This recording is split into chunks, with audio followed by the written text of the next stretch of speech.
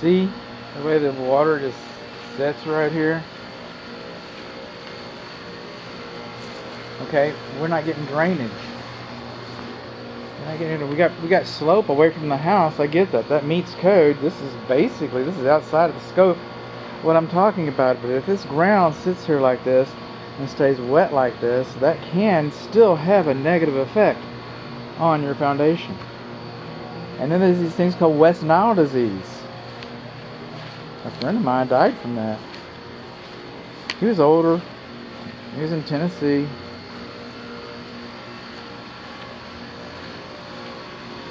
And he's dead.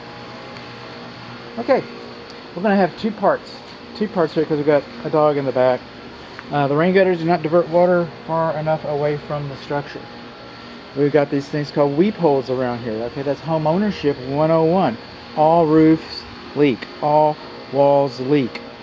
Okay, they're designed to shed water faster than they accept it. Most of the time, you're going to see ants in there, or it's vapor barrier. It's vapor that comes out of here. But most of the time, that's what you see. If you have an event, I've seen a couple of them. I hope you don't. But if you have an event, well, water can come out through there. We got some stair-step cracks between the brick and mortar, between one of these bedroom windows, I'm supposing. The sealant is starting to crack here a little bit inside the window frames. These are called control joints. Some people call them expansion joints. Call them what you will. They need to be, and it looks like they have been, resealed every once in a while. You get this much wall, it's going to move. Just like the lines out in the street. They knew the street was going to move. So they designed that so that the structure can flex, and hopefully you don't get cracks like these little stair-step cracks right in here. Hopefully it doesn't separate in the window frames a little bit. Okay, this is a post-tension slab foundation. They make several types. Some of them have piers, some of them don't. I don't know what type this is. I just know that it's a post-tension type slab. Okay, monolith, one slab. Again, stair-step cracks between the brick and mortar underneath the windows here. Another control joint. Rain gutters do not divert water far enough away. Now if you put them out farther, I get it. Then the lawn people, maybe people can be stepping on them, tripping on them, damaging them. They can go underground and then discharge over here. And by the way, you probably do need a drain over here. And by the way, we're on the south side of the home because the structure faces east. You see these little cracks right in here? Okay, those, maybe you don't, it's so small. A little crack right in there. It's called shrinkage cracks. Some people call them corner pops. Call it what you will. But what happens is cement is always drying, and brick is the only part of your house that actually grows. But you'll never be able to measure the cement drying and shrinking. You'll never be able to measure the brick growing. But they do. They have, and by the way, the cement and the brick have different properties. Different properties. So what happens here is that the brick is, and depending on the weather, humidity, those kinds of things, temperature, slabs expanding and contracting at different rates than the brick, and the stress comes out on the corners. Now, if it pops out, it might be a brick problem, but it's not a foundation problem. We have high soil all along here, and also, since we're doing a wood destroying insect report, a termite inspection, if you will, wood mulch next to the house. What is wood mulch? Dead wood. Where do termites live? On the ground. What do they eat? Dead wood. Where do we put our dead wood mulch? Next to the house. You think termites are going to like that? I do. Oh, they won't like that. It hasn't been a while, but for a while, I just do a Hail Mary and just come in here and I find termites.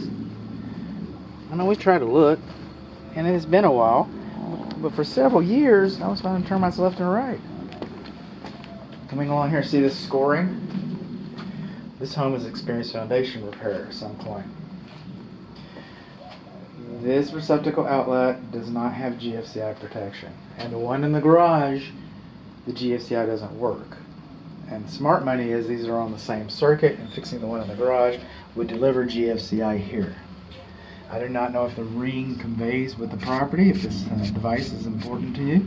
I want to talk to the seller about that. The luminaries should be sealed around their edges to keep water from coming in. So brick is a great product. It's fireproof. The house will burn down, but you can still reuse the bricks. It's maintenance free as long as you don't paint it or need to repoint it. You know, but one characteristic about brick is that it's porous. Water does get through the brick. So it's designed. That's why we have weepholes. Exactly why we have weepholes.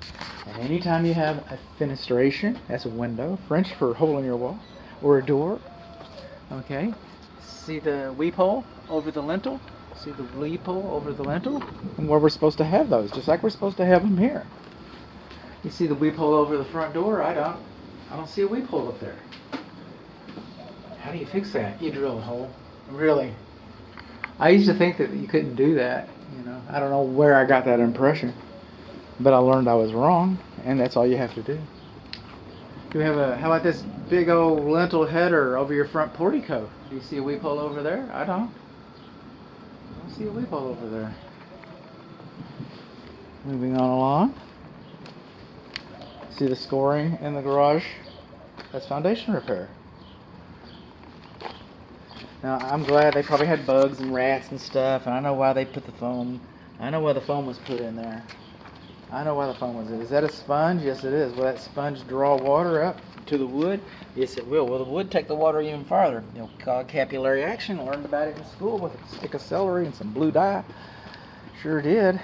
So, I get why you would want to seal that, but I also get, you know, the problems that it can cause. We're going to have two videos on the exterior because we got a dog in the backyard. Did I mention that already? We got a little bit of stair step cracking right in here. Right in here. This grading and drainage isn't a lot better. It's not a lot better. I can see the water collecting it right here. More control joints. We talked about the water heater. That's the TMP drain line. It discharges too high. We're going to talk about the insulation missing on the refrigerant on the R22 system. We're going to talk about the tape on the conduit underneath the electric meter and the lack of service access right in there. We're going to talk about all that. We are. I'm kind of moving on along. Stair step cracks between the brick and mortar. I haven't been inside, so I can't identify which windows these are. Fences touching the structure is conducive to wood destroying insects by design. Most people want a fence. They just do. So there we are. We've got a fence. So there's not a lot most people are prepared to do about that. But that will be on the WDI report as conducive by design.